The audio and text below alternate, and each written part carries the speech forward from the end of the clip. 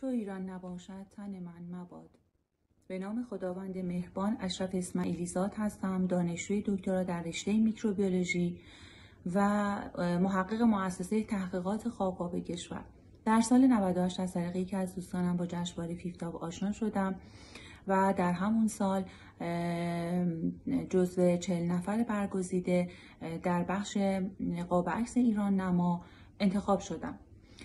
از تمام اعضای محترم برگزار کننده این رویداد ارزشمند به خاطر تمام تلاش‌های ارزشمندشون در اشاعه فرهنگ غنی ایران و ایرانی در سطح بین‌الملل نهایت سپاس رو دارم و به عنوان یک نفر که خودش هم دغدغه اشاعه فرهنگ حفاظت از منابع طبیعی و منابع خاک و آب کشور، احیای دانش بومی و حفاظت از تنوع زیستی کشور رو در تمام سنین دارد، حالا از طریق قاب عکس ایران، چه از طریق سایر رشته‌های هنری یا از طریق در واقع فعالیت‌های علمی و یا ادبی، دست این عزیزان رو به گرمی می‌فشارم و براشون از خداوند مهربان آرزوی سرافرازی دارم. پاینده و مانا باشید.